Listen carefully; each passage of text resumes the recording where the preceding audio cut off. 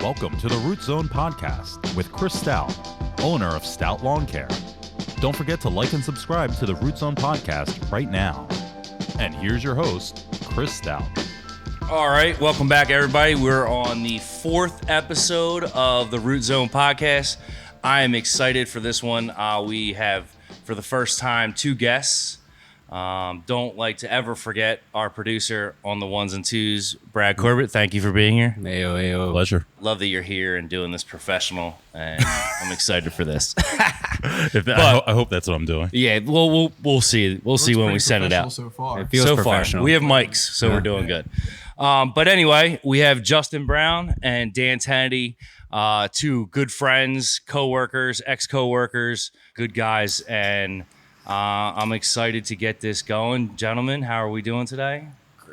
Great. Another day they can't take away. Yeah, that's right. Yes, That's sir. right. It's That's beautiful right. outside. It's not 95 degrees. Not yet. Next week, buckle up. But Buckle up. take the wins where I can. Yeah. Exactly. can. So I'm excited to have you on here because the first couple episodes we had more of the bosses. We had Derek, the boss. Dan knows Jefe. Derek. We all know Derek. Fearless leader. We have my good friend Brian on, who's our fearless leader, who's in the plumbing field. He's a manager. We had an owner last time, Brian Sweeney, who's an owner of a lawn care and outdoor insect control company. So I wanted to really hone in on you guys, get your perspective, but I really wanted the audience to know about you a little bit. So we'll start with Justin. A little bit about yourself, college educated, what'd you do, how'd you end up in the industry you're into? Just so everybody knows, both these guys are still in the green industry, so we'll be talking a lot of grass and horticulture and bullshit like that. So go ahead, Justin. Got it. As you said, my name is Justin Brown. I went to Thaddeus Stevens College of Technology out in Lancaster. Where, Tech dogs? Yeah.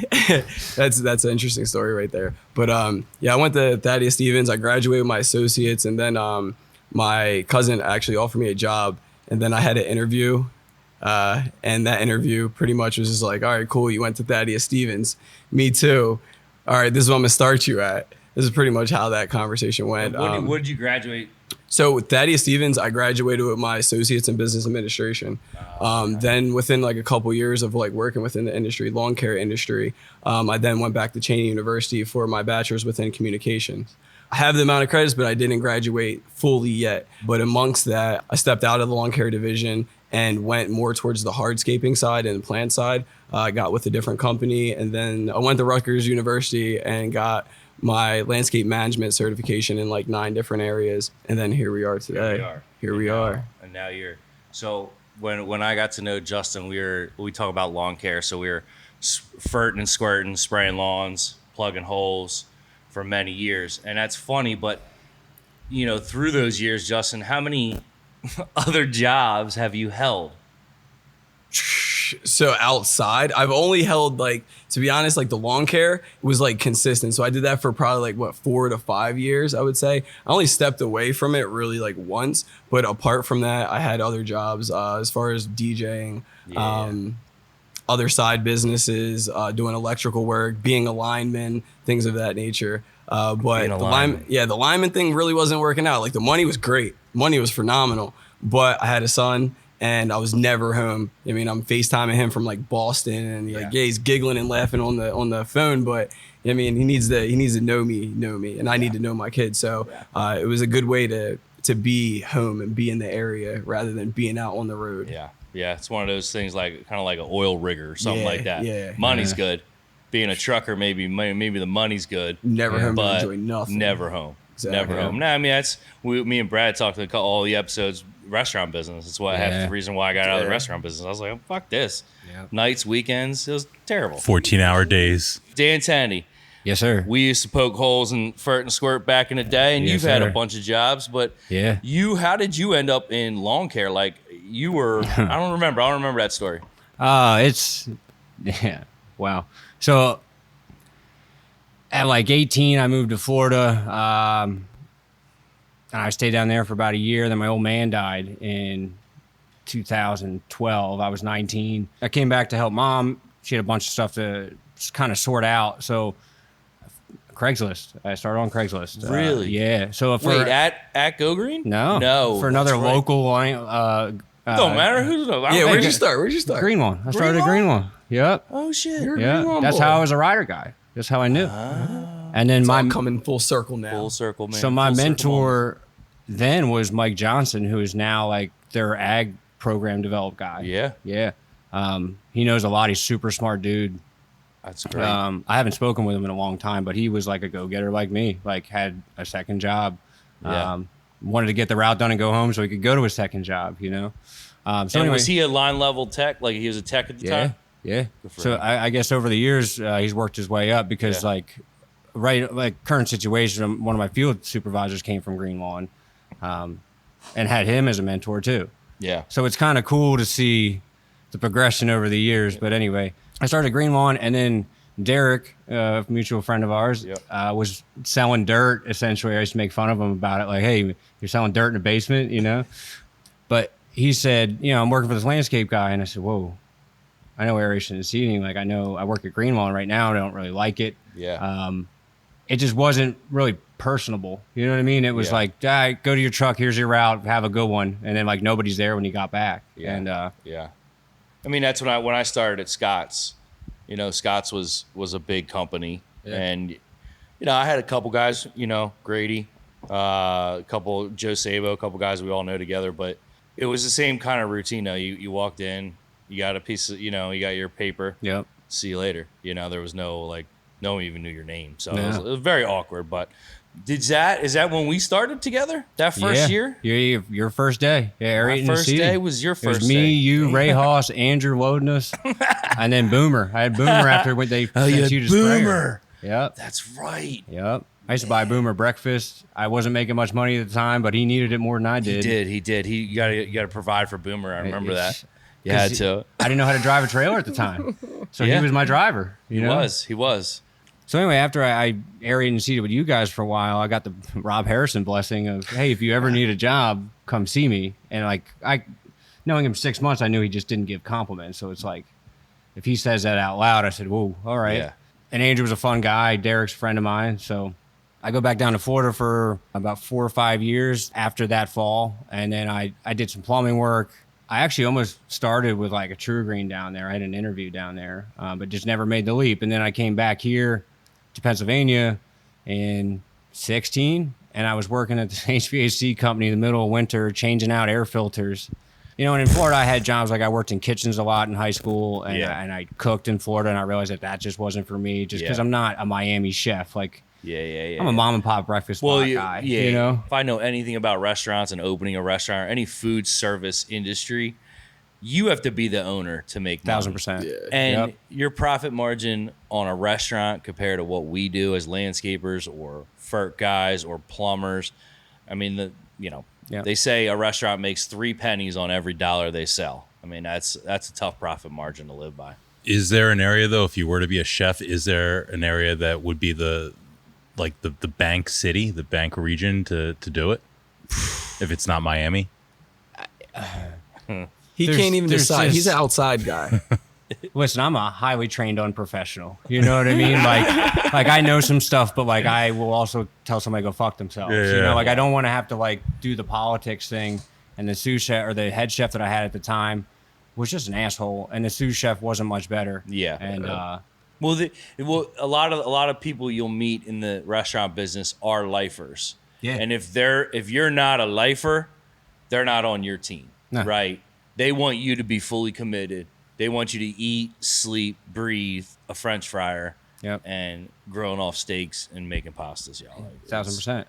And Just- in the whole But it would be fun as shit to own that shit. Yeah, and yeah, walk yeah. into Oh, the yeah. kitchen. and pop in when you want to do fun Yeah. stuff. Yeah, Let me get some. All my buddies can Right. open that shit up at 3 a.m. I need Yes. you. And that would be fun. need But you. everything else in the restaurant business, Fuck that. no bueno. Yeah. Leave The it. whole like getting off at 3 a.m, not settling down till 5, waking up at 2, but having to be back there at 3:30 again and do it all over again. And even my days off, I'm sleeping the entire day. Yeah. 'Cause I You can't never get it get back together. to backs either, right? No back to back days off. No. No real weekend. No, my days off at Tuesday. Yeah. What am I going to do with that? Go to the And on, bank? Great. and on top of it, you got to work when all the good shit's happening. Too. Right. Always in that Yeah. industry. Yeah, Holidays, exactly. weekends. No matter what, you got to Always. go to work. Missing all the Christmas. weddings. Every wedding. All the Christmas, weddings. the whole night. I remember my first year in New Florida. Year's Eve. I said, asked the head chef. I said, I'm thinking about going back to Philadelphia area for Christmas. He just laughed at me and walked away. Yeah, that's the way. Say, okay, perfect. So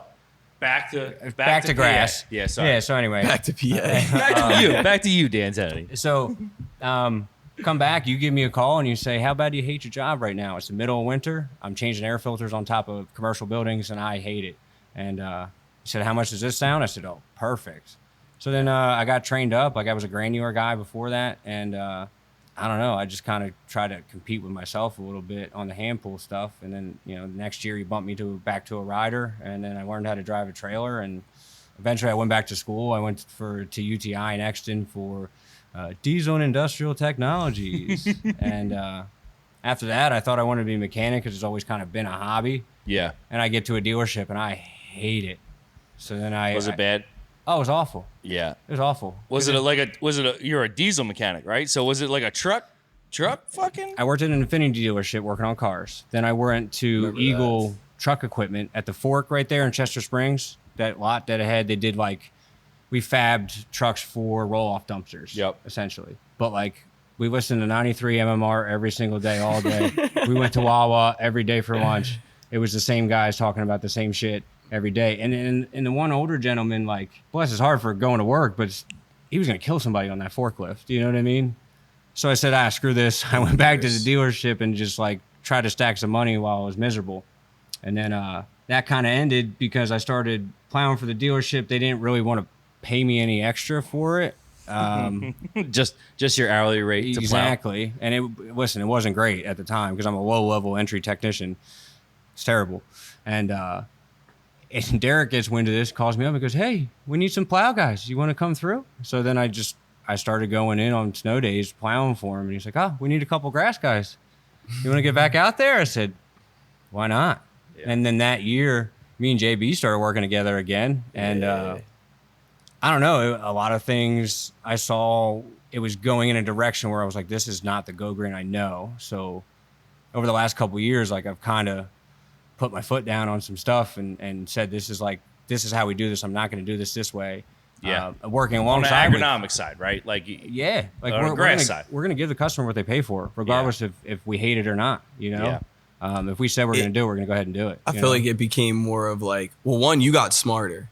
You got a lot smarter. It was just I became obsessed. Really. Yeah. Well, that's what it was. What you did and what I look for in every employee is you self-educated, right? Yeah. Even the guys I have now and the guys I had at Go Green, the guys that I had when I was a restaurant manager, some of the waiters, waitresses, line cooks I had, there's certain people, and this goes to our point earlier, there's certain people that will dive into it and say, all right, cool.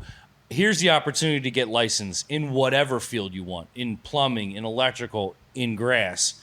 If you go take this test and pass it, I will give you more money. Right. And there's certain people that'll go, cool, I'll do that. And they're like, yeah, I'll do it, man. Just give me the books. And I put them right in front of them. You never see them again. Yeah. Never see them. They're sitting in a backpack somewhere.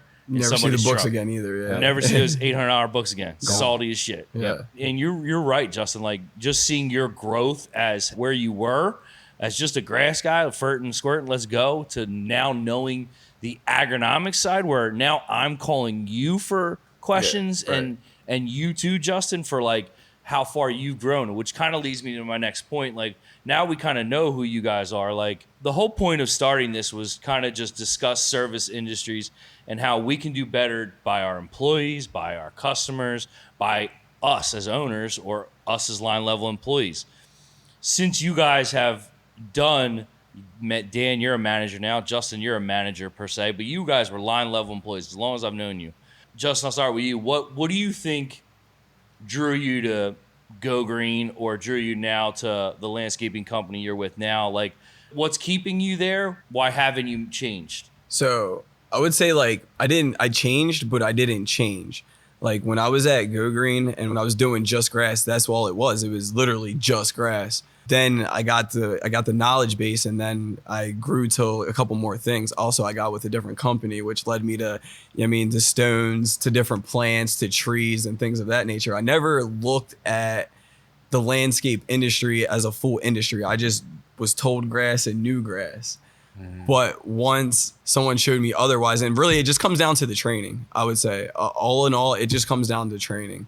Because once you train me to how to, me, like us per se, once you show us how to do things like one time. Well, you're definitely a visual learner, but you're also very studious too. Yeah, like I can you're be. very. It depends. I have to want. I have to want to know. Your vocabulary is excellent. The way you talk to customers is excellent. Like, is it training? Like, is it really the training that does it? It is for you. Like when you want to get good at something, you want to plant a new bush, or how are you learning? Like, because before we started this, we were having a brief conversation, but how are you learning to do those designs, to do those landscaping designs? Are you just free? Nah, so like, all right, so like it just goes back to, again, like I said, the training with it. Now, even though I went to Rutgers and they taught me in the classroom, some of the things were outside, but the design aspect was not outside. What they taught me inside was site analysis. I mean, just like diagnosing everything. When it comes to plants, full sun plants. I mean, plants in the shade. Are they going for a ground covering? How big is this thing going to get? What's the space? What's the right spacing? What's the amount of water it needs? So that's how I base all that's my the stuff I'm not good at. That's how I base all my designs off of. Apart from that, it goes into the little shit though too, because you gotta worry about the customer. What colors do they want? What colors don't they want? Do they want a certain type of does it have to be deer resistant? Does it not have to be deer resistant? Yeah. I mean, there's so many different factors that come into like the designs that I'm doing. And again, it just goes down to the training. If I would have never learned that in the classroom and then seen it out in the field with like how certain designers, because again, like your knowledge base, like if you go off and look at it by yourself, then you're definitely going to get it. So I started looking at the designers that I was working around, and I noticed like, all right, they always like use this as a border, or they use something like this as a border, or they always use this plant in this situation. But then you go to look at why, and it just makes sense. So again, it's the knowledge base, and then just looking at people around me and what they're doing, and then just going out and do it for myself. You never know until you try it. Well, that's me with my house that I've had now. I've had it for 5 years. I must have planted 10 different plants that was like, shoot, boy, that one didn't make it. I guess that was too much sun for that it could, hydrangea or something like that. But that's the other thing, though, too, because like sometimes it's not the plant. Maybe it's the soil. And then obviously we all know soils. Absolutely. You know what I mean? Maybe it's something in the soil. Maybe now it's a bug. You know what I mean? Then that plays into the industry that we all worked in, which is where I learned bugs, which was at Go Green. And I think a lot of that like compounds on itself, right? Like I know grass, and I'm like, okay, what's up with landscape? And then like I started doing landscape, and I'm like, I got friends that do dirt. What's up with dirt? Yeah. You know? And then I'm into machines, and it's like, okay, what's up with fixing those machines? And Well, it just kind of, my interests vary depending upon what I'm involved in. With that being said, Dan found out really early that people will pay you a lot of money just to dig a hole. Yeah. Just to dig holes. Just to dig a hole. You found that out really early. Can I ask you, this is a little bit of like the chicken or the egg, but are you into this because this is your job and it's your personality to throw everything into your job so that you can have a better life, a better position at work? Or is this your passion because this is your passion? Just because it's a great question. Not everyone dives into work heavy, and some people are like, I don't really care about achieving heights. I'm good with where I'm at. I'm good with doing my job as my job description tells me to do it. I don't want to advance. I don't need any accolades. I don't need any unscheduled raises. I'm good. Right. Where do you guys fall in that of like, you want to just succeed at your job, and that's what's pushing you to learn these things, take these chances because like Chris, like you're asking, right? Like to take these chances and how do you know these things? And you're like, well, you just kind of have to go with it and try it. If you don't care, you're going to be, I'll let someone tell me what to do. Why take that chance? Yeah. Why take the chance on spraying along with a specific thing? Right. I don't know. I think for me, I spent majority of my 20s just as like, I hate the cliche, just as like a ramble man. You know, like I didn't care about anything. Wasn't involved. I didn't put any effort into anything. Yeah, and absolutely. I got dog shit. You know what I mean? I got dog shit. Like when I was working for him at Go Green, like I'd show up an hour late, 3 hours late, leaving some girl's house because I was up all night. Yeah. You know what I mean? Yeah. I don't know. At some point, I was like, age has one thing to do with it. Yeah. Maturity, I guess. Yeah. Because we all did that shit when we were that age. I mean, absolutely. We talked about it on, I think, every podcast that from the 20s 19 of that time to 27, it was just on go. I'm an idiot. I was an idiot. So that's a conscious effort then by you to want to change your life and at least have work to be one of those things you can control that with. Absolutely. And I also think that I doubled down on what I was good at. B, I think I found a job that works for me, not a job that I work for it. Right? Like this job is not that it's convenient, but like I'm halfway decent at it. I can talk to people about it. I don't mind it most of the time because I've had a lot of jobs I hated. And I kind of refuse to show up to a place where I hate. So I've always liked coming to, Go Green, and I've always liked the people that were around there. I could always at least laugh while I was there. Yeah. It wasn't all doom and gloom all the time. Right. I think my plan was when I came back to them in 21 was to stack some cash and figure out what I was going to do with my life. But this thing kind of grabbed a hold of me, and it, I don't know. Once I think I got good at it and people started recognizing the fact of that, I was like, oh, I really enjoy this too. That's why I'm trying to learn so much about this. Well, I think, Dan, you became a wealth of knowledge. And I think without even you noticing it, you drove people towards you for knowledge. Like, I think you started to understand the business so well that the technicians were calling you. Correct. And if you didn't know the answer, you were finding that out. You know what I mean? Like and I think that was important for you as a man, and as you grew in your role as at Go Green, right? Yeah. It was like cool to see you go from this guy that was just farting, squirting, spraying all day, to this guy that like leads teams now, leads guys, and you lead them right. You know what I mean? It's wild. It's wild to me. It's wild. I'm like a huge fan of like, you don't need to know the information, just know where to find it. Like I'm a huge fan of that because I don't know everything, but like I can read a label, I can Google something, I can watch a YouTube video. All it takes is just using your resources that you have around you to figure out your problem, rather than being one of those people that waits for the answer to come to you. Yeah. So like we had a mix that I didn't agree with at the time, so I just started calling local supply houses. Do you agree with this? Is this wild to you? Because it's wild to me. And they said, no, you're not wrong. I said, well, hot damn. Your boy knows something. You know what I mean? Yeah, imagine that. You figured it out. And I put my foot down on it, and, we got to change, and we started doing stuff a little different, And I said, wow, I think make an effect on people. But hot damn. But a lot of that, too, comes from, like, we're the ones that's like, because we're like a low level employee, we're the ones that are line level. Sorry, line level. We're the line level employee, but we're the ones that have to fix the mess up or the fuck up. You know what I mean? Yeah. So it's like, if you can prevent the fuck up, like, then that's less work that I have to do. I think it's annoying as shit that I got to go out and look at, turf burn, or like someone blew a hole in something. I hate it. You know what I mean? Like, it just sucks. Or like they missed edges when they're just irresponsible.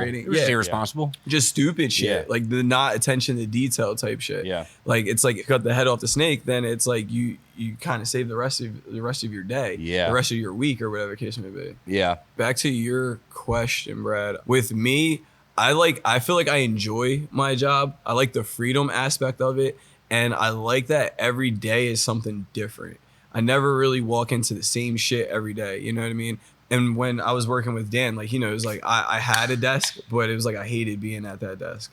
And when I did have it, like I would use it. Like, don't get me wrong, I can respond to your emails. I can call a customer back and do things on the computer, but I couldn't be there for long. Like I have to go out and touch something. You know what I mean? Like, so the variation of my day-to-day operations, I like that it varies. I like meeting new people. And all in all, I just like shit. Like creating. Yeah, and I like make shit looking I like making shit look pretty. You know what I mean? Like at the end of it, like in efficiency, like the system of it, making everything work together. It's like it works. I like the feedback's huge for me. Like I get texts like, "Oh, my lawns never look so good. I don't know what you did to it, but keep doing it." You know what I mean? Yeah. Or now the best is when you're a FERT tech and you get those like Justin only properties, or you get those like you don't even want another motherfucker on here except for me. That's no right. No one else but that. Yeah, dude. So I used to work at Wawa, and like all of the older black people would come in, never wanted any of the white guys to make their sandwich, and they'd always go, I either want Brad or Sean, the two black guys in the Wawa, to make it, because we hooked it up with the mayo, the oil. I didn't even know that you can like request a So it's back in the day before the computer. This was Brad was paper and pen back in that. That's how old. Back when they were really good. Yeah, that was before like the kiosk and shit. But when someone like calls you out for your work, it's like, oh, I'm doing something. Me? Yes, I would love to. But even so, like when someone calls you out for your work, it's like, they're calling you out, one, because they enjoy either you yourself or like the work that you do, or maybe even a combination of the two. But that allows you to get to know that person that much more, because now you built that relationship. You're helping the business too. And even better, when your company calls you out on something that you're doing well, which kind of leads me to my next point, like culture. You guys have worked for numerous different companies, and we'll say Go Green, Justin, your landscaping company, whoever, it doesn't matter. Yeah. What are some of the reasons why you want to get out of there and reasons why you want to stay? We talk about it on this podcast, culture, teamwork. I'm so tired of hearing culture and teamwork and all these buzzwords about how you're supposed to treat your employees, and you got to go throw fucking axes and you got to do all this. I think it's all horseshit. I think what it comes down to is knowing your guys and knowing your gals, what their lives are about, what interests them, and making sure that you're placating to their needs while also fostering growth and everything else that comes along with it. So for you guys as line level employees, what was your reasons for staying? We'll start with the good stuff. I'm going to say, like, with my company, I can probably honestly say that everyone plays their part and they play their position and they don't step outside that position, and it's not expected for you to step outside your position. Oh, from the top. Burn deep. From the top all the way down. You know what I mean? It's like if you're on a how can I put this? If you're on a maintenance crew, you're on a maintenance crew. This is what you do. You know what I mean? Anything maintenance related that's you. Yeah. You know what I mean? You're not asking a maintenance guy like why their patio's buckling or why, you know what I mean, how to fix like anything stone related. That's one of my hardscape guys. You know what I mean? So now that goes to that person. Nothing ever crosses the line. Well, me, like, I mean, because I'm the link with the manager level. I'm the link between everything. I'm all the working pieces. You know what I mean? I'm the link between my boss, the customer, and the employees. I make sure we get it right. I mean, the first time we meet all the standards and shit like that. Director of First Impressions. Exactly. So, and that's the thing too. That's a good one. Is that what director? Damn. I'm changing my Vistaprint tonight. I'm changing my signature on my email. Oh, we need a t-shirt shop. Yeah. Director of First Impressions. We're gonna start one, Brad. That's a great idea. T-shirt shop. Yeah. Right. So with that being said, like me not holding so many hats, because like I'm very, very diverse. So me not holding so many hats like really works for me, because again, I know what to expect when I wake up every single day. I know what projects we're working on. You control your own chaos. Yeah. Pretty much. Like it could get out of hand because like other people dip their hands in there and shit like that. You know what I mean? Like my boss may like just make an order for something and I have no idea about it, or call for something and I don't know about it. But that's just a communication thing. I mean, it has nothing to do with the project, and that's my boss. I mean, he's allowed to overstep into shit like that. Yeah. But as far as employees, everyone plays their position and everybody does what they do, and they're relatively good at what they do. Yeah. I don't know much about your company. Do you guys do like outside work events and stuff like that as a company? Yeah. So like, I don't know. We have like little things like here and there. So like we recently just had like Rita's. Like randomly, we just had all the guys at the shop. We had Rita's. Obviously, Cinco de Mayo is a huge one. Yeah. So we do something for Cinco de Mayo. We have. When you walk into work, do you love what you're walking into? You know what I mean? The energy level, because I feel like there's no one. Energy can get sucked out of a room. So you're first in. It could. Yeah. So like, I'm always the first one in. No matter what, any job I ever worked, like real. I'm the first guy in. You're like, always the first one. Yeah, if I don't got the keys to the building, it's like, I don't know, dude. Like, I don't know if I can work here. Yeah, sorry, so bud. like when I get in, there's nobody. You know what I mean? And then I get to organize everything, and then I have my meeting with my boss, and that's it. It's just me and him. Yeah. After that, it's more or less like direction. So I don't deal with anyone until I pull up on their job site, or I'm dropping them something off, but it's already. Well, that's great because So I don't have different. I mean, no one came on pissed off. Like I don't really have that. And you got obviously if you're that well oiled of a machine, they got their routes, they got what they're doing that day. They get in their truck and go. Yeah, they get in their truck and go. Half the time they don't have to hit the shop. If they have to hit the shop, it's only because they need supplies. Yeah, everything's already kind of down to like a science. Yeah. Whereas they just go. They know the possibility. Like, all right, Justin's going to pull up on me. So I mean, what I'm hearing is like organization. Like seriously, being organized and not being so helter skelter. Yeah. So but that's the other thing too. Like what I said, everybody plays their part. Just like I'm a manager. Like when I go to these job sites, I talk to crew leads. Yes, I talk to everyone on the job site because I know everyone on the job site. But I specifically talk to the leads. Yeah. Because they're leading their crew. They tell those guys what to do. So the chain of command, it really works in my company. Yeah. And I mean, it just naturally happens. I mean, it wasn't like, all right, like this Justin, he's going to be your boss or he's going to be this. No, it's like, I mean, obviously we're all guys. I mean, we treat each other like we're on the same level. We never really talk down to each other. I mean, sometimes we got to get snippy with each other because it's like, why the fuck is this like that? There's directions. Yeah, people listen. Like you're not listening, but playing your part at my company, like that's what works, and that's what I like about it, and that's really what keeps me there too, is because everyone just does what they're supposed to do. Yeah, I love that. Dan, so what keeps, what I like? Listen, when I remember you, right? Yeah. Whether you were having a shitty day outside of work or hungover or whatever the case may have been. You know what I mean? Even your sober days, you know what I mean? Like some days Dan did not look pleasant, but you didn't act not pleasant. That's what I mean. Like I'm not gonna take my bullshit on somebody else. You know what I mean? Yeah, exactly. And I think that's a natural leader. And I kind of think that's why you stay at where you're at, is because you walk in with that mindset almost every day. Let's go time. Well, also too, I work for the boys. Like I work for Go Green, but like I work for the techs. I'm a tech at the end of the day. Yeah. You know, I'm an outside guy. Like I pop inside. I don't pop outside. You know what I mean? Yeah. But what keeps me there is like, I guess A, the flexibility. B, that like at the end of the day, it's not that serious. Like whatever you broke, whatever you thought you messed up, whatever sour relationship you thought you soured, or whatever the case may be, it's not that deep. Keep going. You know what I mean? Because there's gonna be a next one. And the fact that like there's a level of trust there to where like, you know, I can borrow stuff on the weekends if I want to. I can kind of pick what I want to do without my day. Like they're not down my neck anymore. Yeah.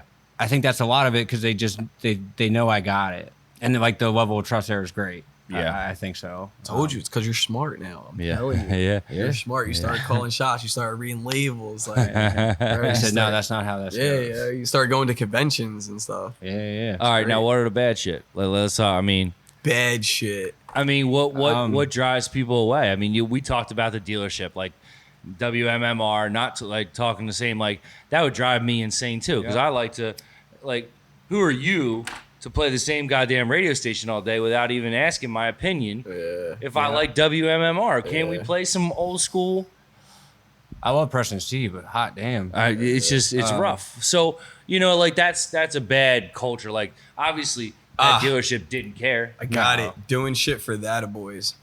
What does that mean? What do you mean? Oh, a handshake and a slap on the back? Yeah, that's it. Doing shit like, I mean, going outside your way for something like that. But then also too, it's expected of you every single time after that. Yeah, like getting taken advantage of. Yeah, you know what I mean? yeah, like taking advantage of. And then if you stop doing it, it's like now you're not a team player anymore, and it's like. But just because I got it doesn't mean I want to have it all the time. I don't know. Yeah, but I don't know if I feel like, man, that made me nervous because I feel like I maybe have done that to people.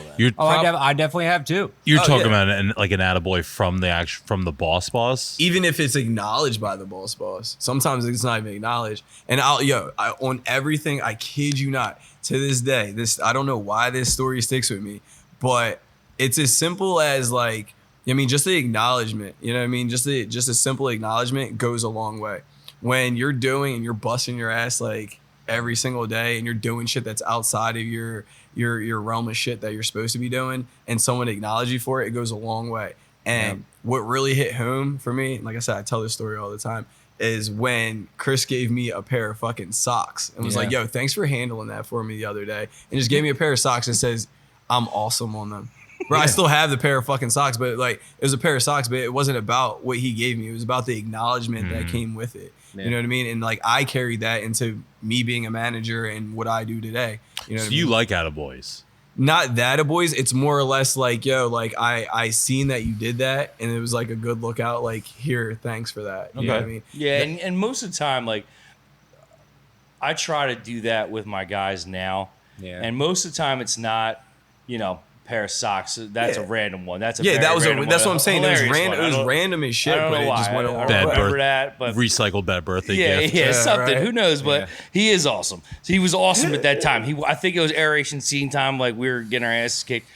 But I try to do that for my guys, like random shit. Like oh, Mark's going to play golf today. He's like, oh yeah, I'm hitting up the links today. Hey, that's on Stout Lawn Care today. Yeah, make sure you sick. run our card. That's what I'm saying. And it doesn't have to be monetary either. It can be, yo, I just filled the beer cooler up. I've been going to BJ's lately. I pack a full cooler. I pack a bag of chips. I Goes a like long get way. those variety pack chips, and I say I have a meeting every morning with the aeration guys. Say red cooler in the back of my truck. Whatever you need, take it. It gets whacked. Wax. And I go through a couple bucks, but I saw a guy pushing a 200K out of FERT, and I had 2 bottles of water on me, and I felt bad I didn't have more. And I said, I need to step my game up. Yeah. You know what I mean? Yeah. Because not for nothing, a cold drink will get me through my day. Yeah. Real shit. Yeah. As a line level employee, you know? Yep. And it can be as simple as that. He did that so he wasn't stopping at Wawa for 10 minutes. That's the reason why I give him that. Hey, Yeah, but all my stuff's gone by 8:30. Yeah, no, I'm playing with you. yeah. I mean, that's all good points, man. I mean, that's what I wanted to get out of this, having a conversation with you two, is like, you know, we could talk about culture. We could talk about what we do for our line level employees, and now you guys have line level employees, like what you do for them. I feel like it's never like, it's easier than people make it out to be. Yes. It's like being a human. All you have to do is be you, is be normal, is like, you know what I mean? Just be you. Obviously, if you take care of your employees are going to take care of you. I had a boss in Florida. He was a hillbilly, but every day he said thank you. And I remember that. And I say thank you to my guys every day. Hey, appreciate you. I hope you're having a good day. If I text them on the weekends, hey, sorry for the late text or sorry for the weekend text, but I need to update you on X, Y, and Z for the morning. And I make sure it's like later at night so they're not like at the pool at noon hanging out with their girl and have to think about work. I try to make sure that they're like, all right, maybe they're winding down for bed or whatever the case may be, you know? Are there things about like work culture? Like I think part of what Chris, like some of these things that he's mentioned, these stereotypical work things that just drive him crazy. Are there things that like for you guys that just don't move the needle at all? That, you know, like, you know, I used to work at a place that had a soda fridge. Yeah. And they say, I don't know what everyone complains about. They get free Coca-Cola. And we were just like, wow, that's like what you get when you're working. Yeah, it's a Band-Aid on the wound. You know, 9-hour days, 10-hour pizza. days. And, yeah, right. You get like pizza party. Right, the classic office pizza Morale's party. down, bring in the Panera pizzas. bread, Chipotle. You know, it's like, and you get this for the half hour, and this is your gift. Are there things for you guys that don't move the needle? As far as like from a company to employee? Or? Yeah, so like some, you know, it doesn't have to be maybe your current job, but just things that you know is like, oh, these are things that they think that I would enjoy, and it just doesn't mean a thing to me. Like, it's kind of messed up, but I kind of put a PTO day in for a lot of the cookouts and stuff because it feels forced. From a technician standpoint, we're always going to battle with the office. We're always going to battle with sales. Yeah. Right, but like when there's some beefs going on, it's hard to have a company picnic. You know what I mean? Like X, Y, and Z might be fighting with X, Y, and Z in sales. X, Y, and Z might be fighting with whoever in the office. And it just, a lot of times, those things feel forced. It's like, okay, you have to stay till this time, and then you can clock out. Well, okay, well, why don't we just pay the boys an extra $50 for the week? Tell them that like dinner's on us one night. Take your wife out, whatever the case may be.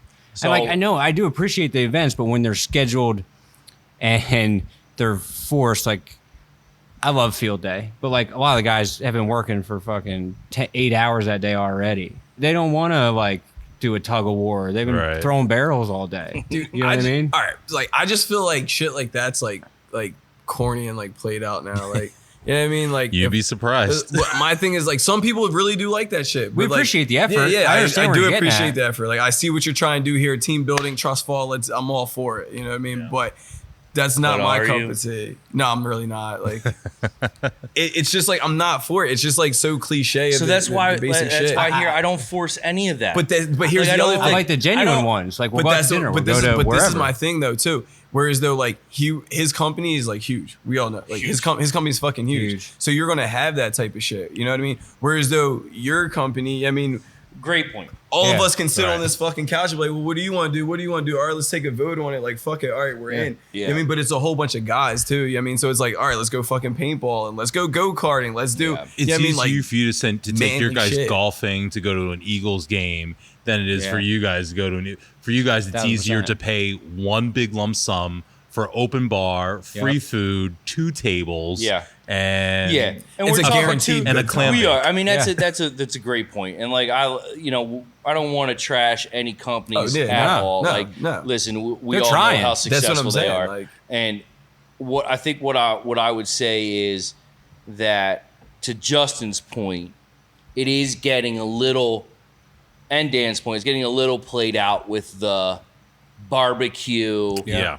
Memorial Day party. Yeah. And to Dan's point, I like to do it differently, where if we go to a Phillies game on a Thursday, everyone gets paid for that day. Like no one has to request off. That's a paid day, because the way I look at it, I have hourly guys that they're like, great, they love the Phillies and they want it, but those 8 hours might Mean be paying the something. electrical bill or the 1000%. car note, and they need those 8 hours. So I always try to That's why I I had a run guy rain that, days. unfortunately, his dad passed away this year.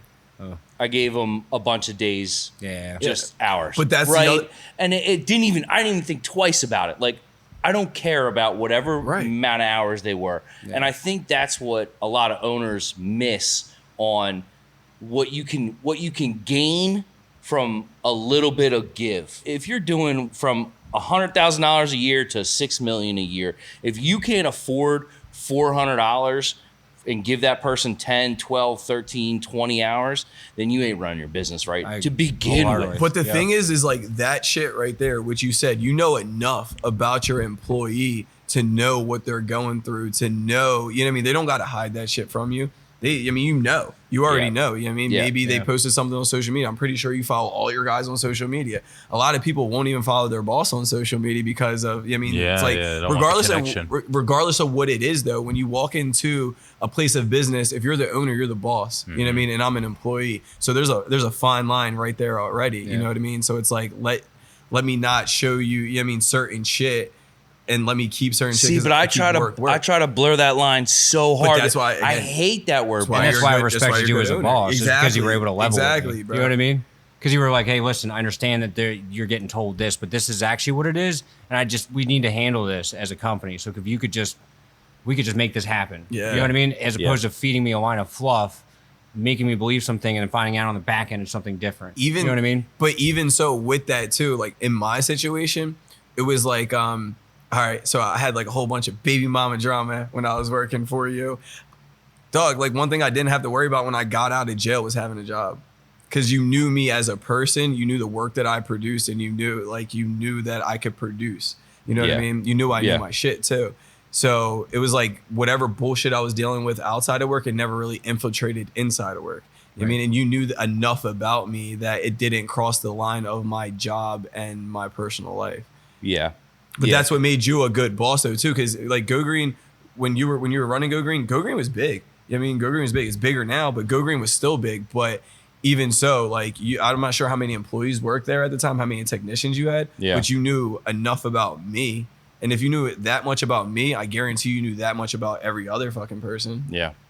Thank you. Yeah, I appreciate that. Yeah. Do you see yourself being able to replicate that with other employees at that time? And if Stout Lawn Care were to multiply by whatever X, do you see yourself being able to keep that type of relationship in the future? Well, I think where I see Stout Lawn Care going is a lot different than a lot of entrepreneurs with a big eye and bright dreams. I have a lot of dreams and aspirations, but my dreams are different than a lot. I want to grow Stout Lawn Care lean and slow and fast and beautiful and clean and organically and all that stuff. And I think if I grow it to a certain level where I'm comfortable with the salary that I'm taking and the amount of effort and time I have to put into it, and I can still have that relationship with my employees, then I'm in a happy world. Can I predict that 5-6 years from now? Absolutely not. Hopefully, can I find a Justin Brown? Can I find a Dan Tennity to work under me or to work with me to run the company the way I see fit and the way I can take constructive criticism from people that I would respect Dan's opinion. I would respect Justin's opinion, and maybe I would work less and they would run it. So there's a lot of different ways you can go. I mean, 5 years from now, they're buying lawn care companies at 3x right now. You know A lot what I of mean? private equity out there. There's a lot of private equity out right there, and like I don't foresee that happening soon. But money talks and bullshit walks. For sure. And I love my customers, and I have a ton of friends and family. Like if I were to do this, I'd be like giving up a big. It'd be a lot of kind of relationships, prideful, you know. But I know where I want to take this, and so to answer your question, yes, I think I can have a relationship to how far I want to grow it. I don't want to be big enough where I have to do a company picnic to see all my employees. Yeah. Even so, I don't, just you as a person, I don't see you not knowing the people that work for you. see that I don't see you either. not knowing the person that works for you. Because your goal from whenever time we've talked, it's not like, well, I want 15 technicians on the road. It's like, okay, well, if I get 10, cool. If I get 8, cool. Whatever. Yeah. You know what I mean? I just want to do this a certain way, and that's the way it needs to get done. Well, for me, it was lifestyle. It always, all my jobs have driven me because I want a certain lifestyle. And I don't want boats and 6 houses. Yep. Do I want a boat? Do I want a Pocono house? Of course I do. Do I want growth and aspirations and things in my life? Of course. But I enjoy the grind. I enjoy the process of what we're doing in here. I enjoy, just like you guys, self-educating. Since I've started the business, I've learned more about taxes, more about insurance than I've ever thought I would ever. I could pull up, you want a W-2 on a PDF format emailed to you, I can do it in 34 seconds. It's filed away in my computer. Like, I would never be able to do that when I was at tech level. Like, I was just thinking about the ag side of it, and I've had to learn this whole other side of the business. But now that I know this side, I'm like, man, I don't want more of this side. I like the other side.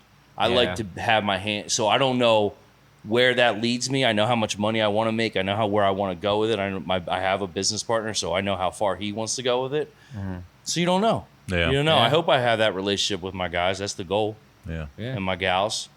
You know, but we're growing slow, and we're growing how we want to grow. Yeah. So you know that's important, as after hearing from these guys, just knowing that that's like a core thing is, you know, when we talk about every week or every 2 weeks, you know, company culture. That the things that culture. The things that are like, you know, lip service, but then the things that actually matter, but then you can do yourself a disservice by throwing bullshit out there. Absolutely. Some of those things. So it's a lot of good questions. Yeah. we could probably roll in the deep for I know. I got a couple. I'm about to grab the mic and sit back. I would love, you know, when I started this podcast, I don't want to keep it, you know, green industry. 100%, right? This obviously we have a lot of discussions, and we can jump into more of those. But my goal is to hopefully have you guys on, you know, 6 months, a year from now. See where you guys are at, you know, what has changed in your lives. But we always end the interview with one question. That's how you start your meetings. That's how you start your meetings. That's how you end your podcast. All right, cool. Yeah. So the question is, I always ask everybody this: do you consider yourself a visionary or an implementer? And I'll define both roles real quick.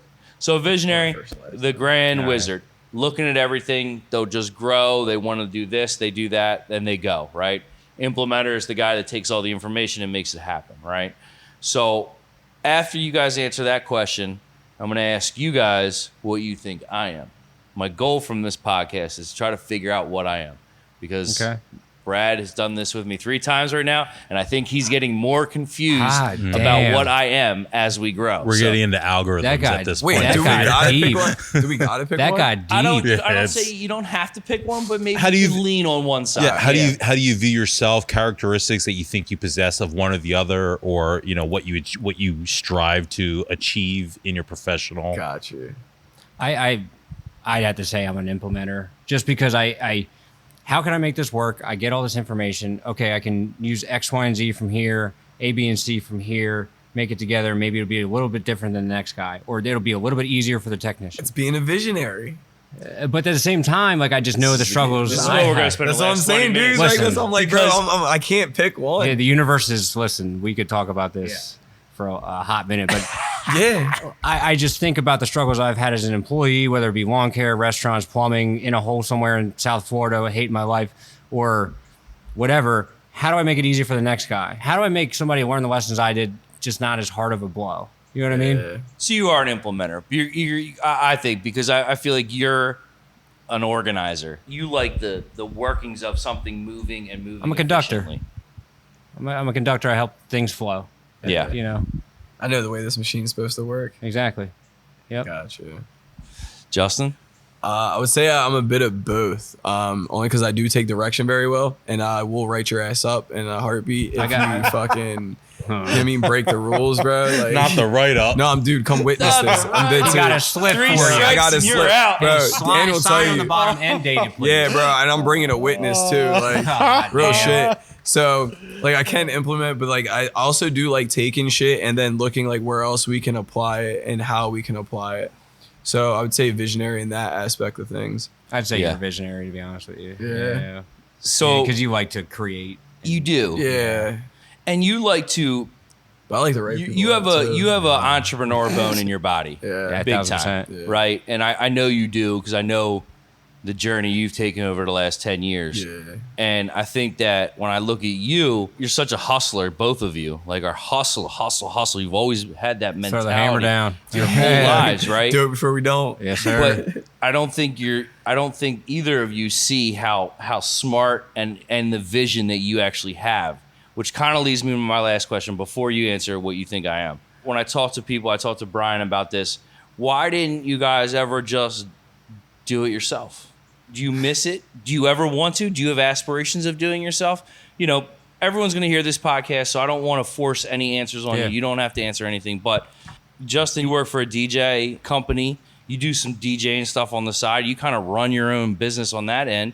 Dan, you kind of have your side business when you fix Infinities and do all that fixing shit. You know, Fixing shit. have you thought about it? So it's more or less like, I think with me, it's more of a failure thing. No one likes to fail. And if you fail, especially like when you're starting a business, like you're fucking money up. Nobody wants to fuck that money up either. So that's the reason why, like, I feel like I've never really taken the leap of like starting my own shit rather than, you know what I mean, just going out and working for somebody else. Also too, it's like, again, me being so diverse, it's like I really don't still, even to this day, like, dude, I'm like 31 years old. I still don't know what path is like the right path for me, because I got all these different like opportunities, businesses, and all these different things I have my hands dipped into, but I can't give my attention just to one. Do you think that's hindering your growth in maybe one of those? I wouldn't say it's hindering my growth. I think it's just hindering my success, because you got to think about it. I'm multitasking like 5, 6, 7 different like jobs, you know what I mean, or different type of tasks that I'm taking on.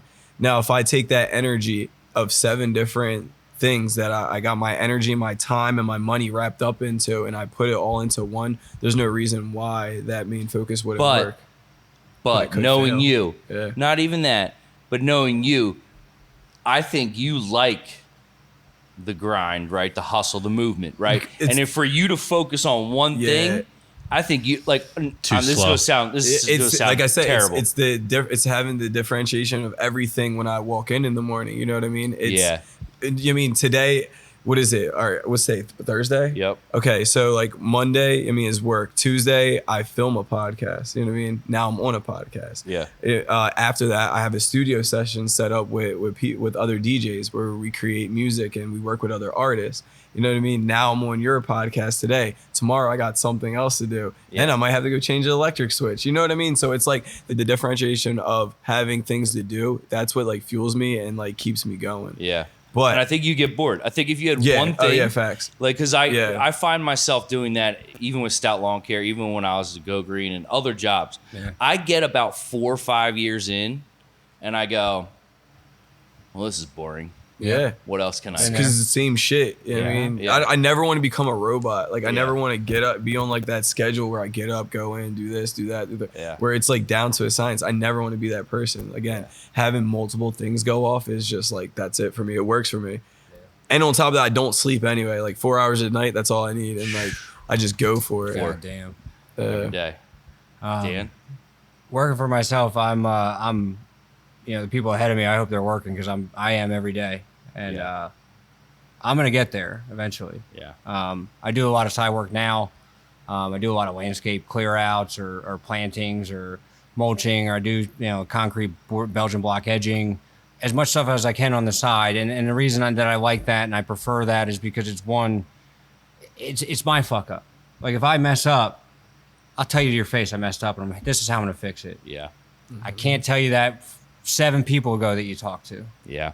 And I'm sorry that this happened. I'm sorry that I had to come here and talk to you about this way, but this is what it is, So if I can streamline that, and I'm the guy, the asshole, pass, fail, and different. Yeah. I'm the guy. I'm the liability. I'm good with that. I can eat that.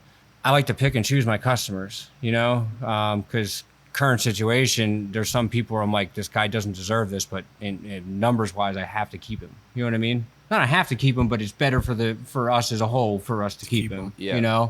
And I like doing less work for more money. Like I'd rather have a set handful of clients that pay a high dollar and understand what they're paying for and understand the quality of work that I produce. And if they don't, they're going to tell me about it.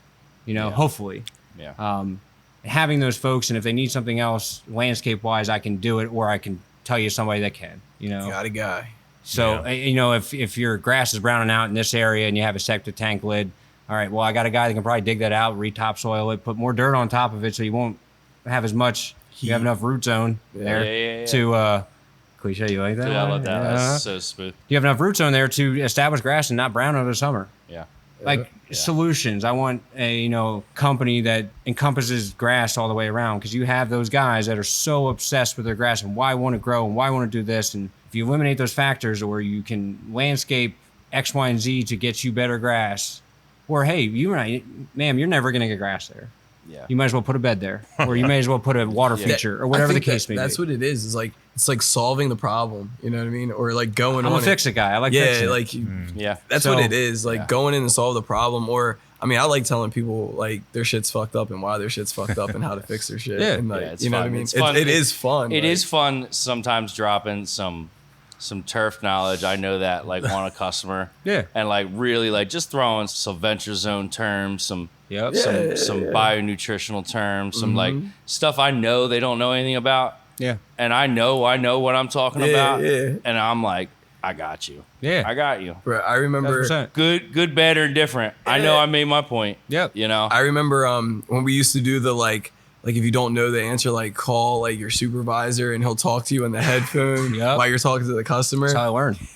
I did that with Chris, and I'm talking to the customer and I'm just telling him bullshit, and I'm just making it make sense as much as I can. And he's like, no. He's like, don't say. He's like, that's wrong. That's so wrong. Like in my ear, just tell him. And the customer's like, all right, that's fine, right? And I just walk away from the customer. He's like, dog. He's like, you told them pretty much like the wrong shit. He's like, but you're such a good bullshitter that they believe it. So like, this is what we're gonna do, and just went right back. Yeah. But yeah, dude, that was like probably one of the best times. And I also like not folding for people. Because I have like current customers I know take advantage. Yeah. And I like giving people what they pay for. So that's why you struggle to go on your own, because you have a certain level of effort and results you want to get out of it. Correct. And if you don't, then you ain't my customer. Yes. You ain't my guy. Sorry. It's more or less that would be and a I'll yell tough at business them, model. but that comes back. No, but it could be. But there's a lot of guys out there that run that business model where it's, listen, I do this $8 million property, and they give me $140,000 a year to make sure their landscaping is perfect. Yeah. And I have a customer at Go Green right now. We charge them about $10,000. We call it the Augusta Color Program. And he said, I want to be treated like a golf course. Treat me like a golf course. Called my brother-in-law, who's a superintendent, and down in Croatia. I said, what do you guys do? He said, we spray every 2 weeks. At this rate, we put down this product. Say no more. So I was able to charge the guy because he said, make it happen. I have an open wallet. I don't care what you charge me. Right. Yeah. And I made it happen. Results. Yeah. And I love that shit. Yeah. You know what I mean? Yeah. And not for nothing, this guy, me and him got into a screaming match on his yard.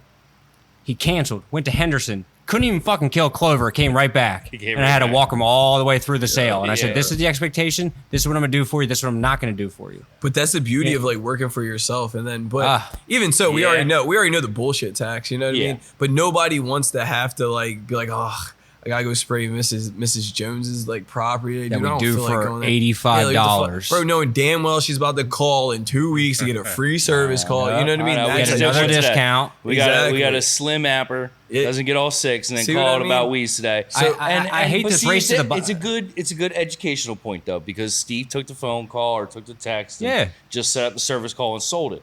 Well, sorry, Steve. We gotta look back not at history. fit. We gotta fight it a little bit. You Yeah. know, we'll fight it a little bit. But he did the right thing. Like the customer always wins, and you guys will bend over 1000%. backwards for most of these customers. Yeah, You know. absolutely. But some folks, when it gets sold, there's a lot of times a race to the bottom on price, and I'm like, why are we going out there for $135 for 2 acres? Yeah. Makes no This sense. is not worth anybody's time. We're wasting everybody's time involved. Yeah. You know what I mean? And I see that my technician doesn't produce the numbers That's he what usually it does is. because he has so many bullshit houses on his route, and now he's feeling down about himself. I used to bill 12 grand, now I'm billing 8. Yeah. What happened? Yeah. Yep. That's the other thing too, dude. When there's too many people involved, like you do your sales, you do your own sales, or do you have a sales guy? No, You have a sales guy. an in-house sales guy. Well, he does. Steve's my business partner. He does all basically I would call back of the house. Okay. So he answers all the phone calls. What has he worked emails. in lawn care and stuff like that before? No, this is his Never. second year. So he Second was. year. Steve's going to be on this on the podcast in a couple of weeks here. But Okay. he worked for a local financial firm, working 9-to-5 job, and he was like, "Nah, man, Not I can't it. do it anymore. Right. I can't do it anymore." He was starting to travel again, 2 weeks at a time or a couple days at a time, every other weekend, Yeah. stuff like that. So he ended up doing it, and he took over the back of the house. And man, we sat here right in the office where we're doing this, and he sat with me for the first year, and we took every phone call together. That's the And thing. that's You awesome. walked Listening. him, but you walked him through the process and Everything. taught him. Does he thing- know everything? No, probably Doesn't not need to. everything. And when Doesn't I need see to. some text messages that he responded, I'll look and say, Could've it wasn't been the better. best Yeah, answer, but yeah. you know what? Like, I try not to micromanage anyone. Right. Yeah. I try to give my guys more information than they need walking into every single Right. Yep. situation they walk into. Like, I really focus on when I train, not so much what you're doing, like, oh, we're trying to kill dandelions. No. I want you to learn how to respond to Mrs. Jones when she Right. says something like Oh, a yeah, of question, course. Yeah, like that's of course. more important than Told you. knowing. Goes back to the training. And you also know too that like customer service a lot of time is just not necessarily navigating somebody's ego, but like learning who they are as a person, what makes them tick. Absolutely. So it's like, we have a customer, we actually fired her today, but she's absolutely insane. Sorry. But you have to listen to her. Like Yeah. just let her go. Let her don't let the train leave station, man. And once she's done, you can bring her back home. Yeah. If you're a person over the phone, I understand that's way tougher than in person, but like I find some folks that just get bullied over the phone and then they fold and then we're stuck with a bill. Like Yeah. I have a customer right now.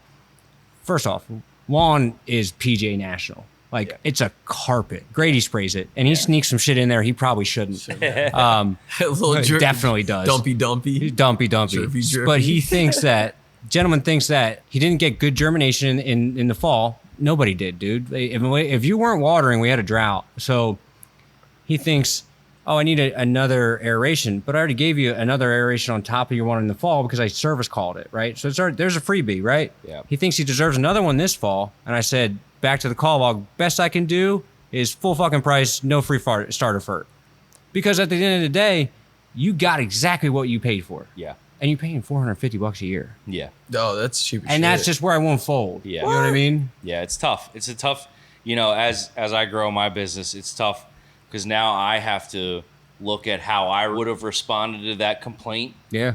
And I maybe could have talked that person off the ledge and said, hey, listen, don't worry. Calm down, Mrs. Jones. You have this weed in your lawn.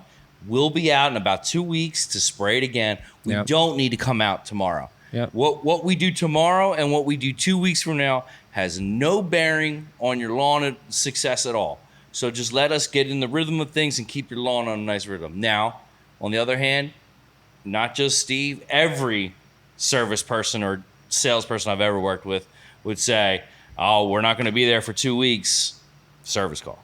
Yeah. Right. So Yep. it's like you said, it comes down to a lot of training, but it's a lot of listening and just when I hire people that are good people. Right. They don't even have to be good communicators. I have a guy, Eric, that's not a great like speaker and like is fluent, but he's lovable. He's Just nice. silver fox. Yeah. He's the silver fox. Goddamn Like right. he's like just a good person, Yeah. and that reflects off him when he talks to people. You can't be mad at this guy ever. There's no anger in him at all. It's right? hard to So- fire Justin. It's easy to fire Goat. Yeah, it's Exactly. easy for our So, girl. Hard for our it is Justin. what it is. So full circle. I know we got a little bit. We're still good on time, but what do you two think I am? Dan, we'll start with you this time. Okay. Visionary or implementer? Because I feel like you have seen me in both roles now, really. Yeah. I think you're both. It's hard to put you into a category because it's like, it feels like on the back burner, okay, this is where I want to be over here, but this is what I'm doing today. Like implementing's today, the visionary for you is tomorrow, right? Like we deal with today, and then maybe after hours we'll cut up about tomorrow. You know what I mean? Yeah. And like you handle what needs to be handled. Just get it done. Just get it done. Get her done. And get her done. And then As fast as like you can. this is what it's gonna look like 5 years from now. But we'll talk about that at 4:30. You know what I mean? Yeah. So I can't speak on All right. either category. I just All right. think you're both. All you right. know? I'm going to have to go with, I'm going to say visionary. And the reason why I say that is because you could still be a chef if you wanted to be. You could still be spraying for somebody else if you wanted, or running someone's division if you wanted to be. But yeah, you're out here doing your own thing. All right. Not only are you doing your own thing, you're shaping it the way that you want it to be. You know what I mean? So that's where I see you're a visionary. Implementer too, because it's like, I mean, like we said, this shit isn't rocket science. Like it's Yeah. already kind of mapped out for us. The only thing Yeah. that happens is like new products, this, that, the third. But we still, we get the same weeds every single year. It's just Yeah. a different way to fuck them up. You know what I mean? That's Yeah. it. So implementer in that way, but visionary definitely with where you're going with your business, because it definitely is unique. I know of a couple like landscape companies and like fur companies and shit like that, and nothing really is shaped like this is. You know what I mean? Appreciate it. Yeah, bro. Like I appreciate it. You know what I'm saying? Like Yeah, come and fucking kick right. it on the couch, bro. Last time I was Yeah, in here, there man. was a tent in here and shit. I was like, There what is was this, a a tent. clubhouse, dog? Yeah, It was like, nah. It was cold, man. Just so everybody knows, listening out there, we are not in the lap of luxury. We're in a 2,000 square foot warehouse. There's a couple flies flying around here. It's a little sweaty. It a may little not hot. be heaven, but it's closer I've ever It been. is. It's our slice of heaven and shit. But even so, it's like a win for the boy. Like a garage just got bigger. You know what I mean? Yeah. That's all. It's like I'm killing at my boy's garage. It's just big. I don't know. lawn It's care just it's equipment. fucking awesome to see the boys win. Real you know what I shit. mean? Real It's shit. It's happy. I'm it's happy great. when everybody Like when you wins, post man. anything, Like, I'm like, I gotta damn, like he's it. shitting. Yeah, you know what I gotta mean? like it. Like Stout's crazy out here right Doing it. now, dude. But even Right. so, dude, it seems like you're way more happier too. And we've yeah, all we've said talked that. about this. We've all talked Yeah, about that. We're like, bro, I Stout wasn't- is just, bro, he's happy, bro. Like, the I don't position know. I was in at Go Green, and I was managing that many people and managing that many. Egos. Not even egos, because I think that in my role I was a lot of customer service, and the wear and tear of the customer service field, where you get every phone call, Oh, yeah. every bad Yeah. phone call you got. I think that wore on me a Yeah. lot, and everyone knows the main reason I probably don't work for Go Green, because I love that company, I love Andrew, I love everything they do over there. It's because I don't want to do snow work anymore. I don't do snow. Well, sorry to break the news to you, but Go Green is not going to do snow this year. Oh Tanks aren't coming out. man. Damn, that's a Man. good. We're hiring. Damn. Oh man, you need a salt guy, maybe. You can I'll sell the fix it. business Real now. rad. So you can go Yo, back. call me That's it. paying That's cash. That's it. I'll be back. Yeah, That's call me when going you're to paying cash. allegedly be an Andrews thing only. Damn. I did recommend, hey, if we need cash in the winter, we got Steel Green with plows. If we want to do residential driveways for a high dollar, Hey, I know a couple guys will shovel. You know? hey, that's your world. I ain't gonna dive into that ever again. I'll be Yeah. playing with the hills with my son on the or my daughter on the hill somewhere. We'll wrap up here, but I want to say thank you to Justin and Dan. I appreciate you guys being on here. I think it was fun. I think Brad, I think we're getting somewhere with all these. I think we have a theme. I Yeah. think we really do. I think we have, I don't know, some good content coming out, and I hope it continues. And we got a couple more guests coming up. Anything else you guys want to add? Anything No, man. left to say? I'm honored to be here. And, Yeah. this has been a great flow. Should have came sooner, Yeah, goddamn. you ain't kidding. We would have been here sooner. You know? Yeah, right. Should have been here. Should have been been done. here Should have yeah. been done, as I would say. Absolutely. But now, once again, I appreciate you guys being here. And for everybody out there, every 2 weeks, we're going to launch this thing real soon. So we should be up and rolling. You're listening to it now. You're listening to it now. Oh yeah, it is up and rolling. See, I'm so good. This podcasting. I know grass, but we'll get. I know grass with podcasting. I'm gonna get it. We're working. It's all about the content. They don't. Yeah. We get down to the root zone here. Yeah, You we're know what I speaking mean? in the present. We get down to the now. roots. We don't look at the foliage. We look at the root zone. Yeah, here, we're, you know? we're going to get to the root of things here. Cool. Thanks, guys. Thanks, guys. No Thank you. problem. Thanks. Thanks for listening to the Root Zone podcast. Like, subscribe, and leave a 5-star rating so we can continue to grow. Thanks again to Dan Tennity and Justin Brown. And of course, you can always visit Chris and his team at stoutlawncare.com. That's STOUT lawncare.com.